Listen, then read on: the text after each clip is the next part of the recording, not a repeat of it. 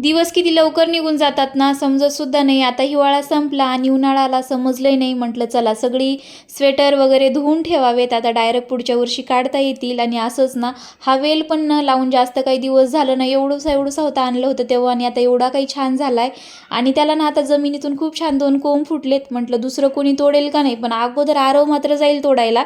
तर मग तेच त्याचं संरक्षण करण्यासाठी असा काहीतरी जुगाड केला, एक कपडा असा बांधून घेतला. जाळी नव्हती म्हणूनच मग हे असं काहीसं करावं लागलं मला.